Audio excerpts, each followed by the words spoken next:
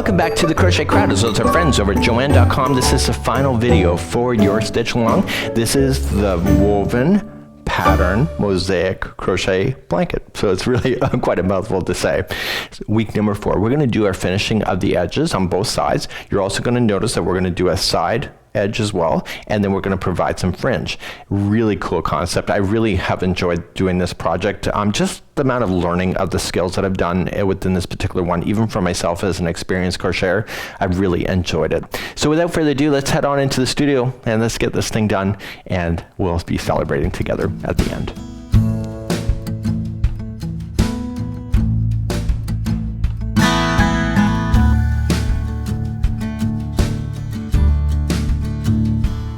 So welcome to week 4, and we're going to do a few things today. We're going to do the side edgings. So where we have been carrying up the yarn on the one side, we're going to be bearing that underneath. So we're going to be going across the side, and we're going to do both sides like that before continuing along. And then we're going to work on the bottom edging and then do the same thing for the top edging. So it's pretty much the tops and the bottoms are going to be the same.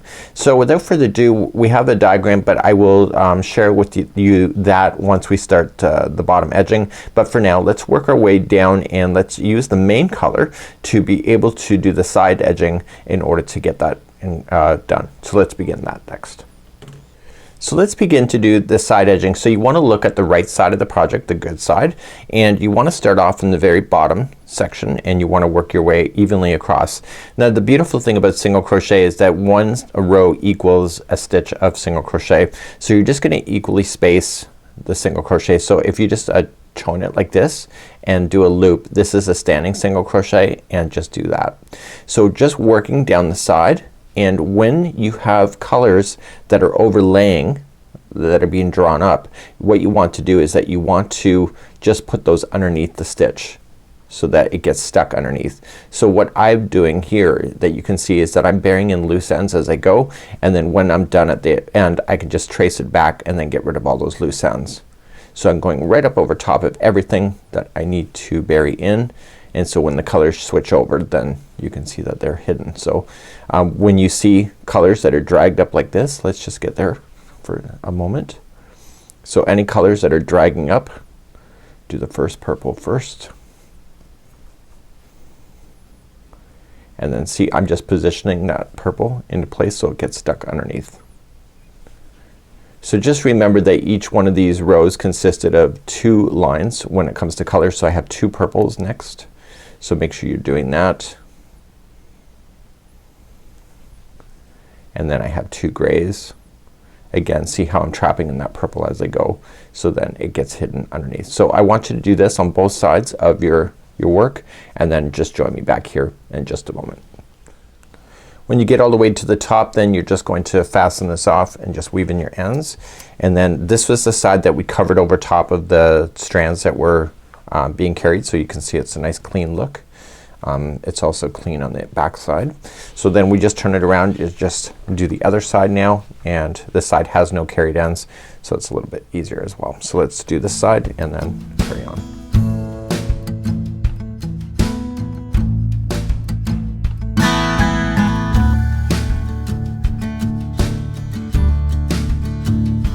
So let's move along now to the bottom edging. The bottom and the top edging are the same as far as the work is concerned, so we're just gonna start off the bottom because that's what the designer wants us to do. So we're going to work our way in. We are going to then just single crochet ourselves across the first side. So when you're doing this, you're gonna notice that it's 150 stitches across, but you notice that when we were doing this there's actually only 148. So what she's telling us is that the side edging that we just applied to this thing right here is actually included in that. So then that if there's 148 stitches before, now it's 149, and then the other side is 150. So we're going to single crochet ourselves all the way across for the first row for the bottom edging, and I want to take you to the diagram next. So let's go on to the second page of this week and let's just review that quick. So here's what our goal is that number 1, we're just going to single crochet ourselves across and back. We're using the main color. And so we're gonna go there and back, and then in row number 3 we're going to introduce some bobbles that we're going to do at that point. But notice at the end of row number 3, to bring balance to this project, at the end of number 3 we're going to do a 2 together just before the last stitch, and then the last stitch is 1 single crochet, and then we're gonna carry up in that manner. So let's begin, and let's start off with row number 1 going along the bottom edging, but you will also do this for the top, so I'm only gonna show it one time. So let's go along the bottom side. It's where we started. The bottom side has the zigzag that you'll see. So you're gonna start off in the corner. So you'll start off in the side stitch that you came up with, and then you can do a standing single crochet, or you can just join it, chain 1 and then single crochet. It's up to you, but make sure you go up over top of any stragglers at this point to get it stuck underneath. So that gets your first one. So now you're just going to single crochet equally across in every stitch. If you went in the back loop of the chain like I showed you in the very beginning of week number 1, you'll have the perfect looking edge to be able to work with as well. So your last stitch then will be the side stitch edging of the other side. So please do this all the way. This is row number 1. So coming to the other side, don't forget the last stitch is actually the side single crochet like that, so you have a nice balance. Turn your work. Let's do row number 2. Row number 2, 1 single crochet in each, so just chain up 1 and 1 single in each, and be at the end of number 2. So let's begin row number 3. So in row number 3 we're going to introduce bobbles, and so let's just get you started. So you're gonna chain up 1 and put 1 single crochet in the first 2 stitches, and then we're gonna do a bobble. So let's apply a bobble. So you're gonna yarn over into the next stitch, pull through 2 loops and hold it. You wanna do that a total of 3 times so that you see 4 loops on the hook. So yarning over, same one, pull through 2 and hold, and one more time, in, pull through 2 and hold. You will see 4 loops on the hook, yarning over, pulling it through all 4, and then moving on to the next stitch. So now that we're in the middle of our afghan, the next 3 stitches are going to be just 1 single crochet each. You might want to use your finger, just pop that out towards you as well, and once you pop it, it'll stick. So do 1, which I've already done. This is 2, and then 3, and then another bobble. So in the next stitch, yarn over, in, pull through 2 and hold, and keep doing that, and so that you see 4 loops on the hook. Once you get all 4, pull through all of them, and then just jump and do the next 3 single crochet. And when you do this bobble, just make sure you just use your finger, just pop it out towards you, and it will be standing out. And so 3 is in a row. So you're gonna do this all the way across, and I'll meet you on the other side where we are going to just make sure you do your 2 together to stay in balance. So I'm coming up all the way to the end, and on the very final 3 stitches it's a miracle I have the right amount of stitches. I'm kind of proud of myself. So the next 2 are gonna become 2 together. So after the last bobble, put going in, pull through, and then just going into the next stitch, pull through, and then pull through 2, and then those 2 just became 1, and then it's 1 single crochet in the last, and that's eliminating out a stitch so that the final can actually work. So let's begin and go number 4. Turn your work, and it's just 1 single crochet in each of the stitches all the way back to the other side. So let's just do that, and then we're going to be introducing a secondary color, the contrast A, as your next one as we're going across. So this is number 4 of 1 single crochet in each stitch. At the end of number 4, I want you to fasten off this color, weave in your ends, and then we're gonna do 2 rows of contrast A, and then we're gonna do the finale of those beautiful shell shapes at the end. So get rid of this yarn here, and then turn our work, and let's begin 2 more rows. We just gotta watch what we're doing with that one, because they play with the final shell work, and then we're going to continue then the journey.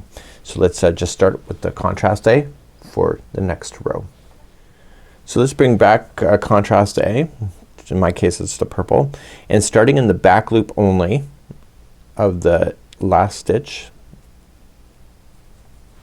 you want to insert in, we're gonna do a standing single. So you can either join, chain 1 single crochet, or doing a standing. So if you put it onto your hook now, then pull it through the stitch, you have your 2 loops, then pull through. That's a standing single, and just lay down the straggler down on top of the line. In the back loop only, so if you're new to crochet, is that there's 2 strands. The first strand closest to you in this case is the front loop, and this is the back loop. So I want to go in the furthest strand away from me, it's the back loop only, and do 1 single crochet in each of the back loops all the way across. This is row number 5. So let's do this, and I'll see you at the end of this row. Okay, once I get to the end of row number 5 in the back loop, you can see that this ridge is now appearing. Turn your work and let's return back, and in the one going back like before on the wrong side, you're just doing 1 single crochet in each of the regular stitches all the way back across, and then we're gonna fasten this off and then finally do that little shell work that is actually really kind of fun, and we'll be doing that in just a moment. So just single crochet across and then get rid of this color and we'll begin the final step. So let's start off in the final one here. This is number 7. We're going to start off in the very first one, and we're looking at the right side of the project, and we just want to slip stitch just to hold our spot. So now what we're going to do is watch, we're gonna skip the first stitch and go to the second, and we're gonna go to the back loop only, and I want you to put in 2 double crochets in the back loop. So 1 and 2, and now watch, we have to come down and just follow it straight down, and it's right on top of this bobble that you see. So it's right there. You're gonna do a treble, so wrap the hook and go into the front loop of that stitch way down there, and then just give it a little bit of slack to come all the way back up, and then chain 3. So 1, 2, 3, and then come back down into that same one. So wrap the hook twice and coming into that same front loop and treble back up, and in the same stitch where you did the double crochets, just peel it back so you can see it. You're gonna apply 2 more double crochet in the back loop, just like that. So you're gonna skip the next stitch, and then you're going to single in the regular stitch. Sorry, you're gonna slip stitch in the regular stitch, just like that. Okay, so let's try again. So skipping the next one, go to the second one over, and in the back loop only, you're going to do 2 double crochet. So 1 and 2, but you're not done. You're going to treble and follow it straight down. So now that you've come down once, you're gonna skip over 3. So 1, 2, 3, go to the 4th. It's right on top of the bobble. Come into the front loop and then just come all the way back up. Chain 3. The chain 3 is where the fringe will hold. Do another treble into the front loop, and then peel it back so you can see it, and in the back loop of where you were before, you're gonna apply 2 more double crochet, and then skipping the next stitch and then slip stitch in the regular stitch like that, and that's how you're gonna be doing that all the way across. So you can see that the bobbles are matching. So do this all the way across, and this will conclude then the row. So I'm coming to the very last shell section here at the very end, and to finish off, what do you think you're going to do? If you said slip stitch in the last stitch, you're right. So that's it, done. So what I want to do is then fasten off this, and I want to do the opposite side. So I want to do the top edging next, which is exactly the same. So just turn it around and just do it, and then I'm gonna show you how to quickly do the fringe, and then that's it for your stitch along for this spring of 2020 with our friends at Joann. Let's just get rid of this yarn tail, and then just use your tapestry needle to hide things in if you have to. I would strongly recommend it as well, and then we'll do some fringe next.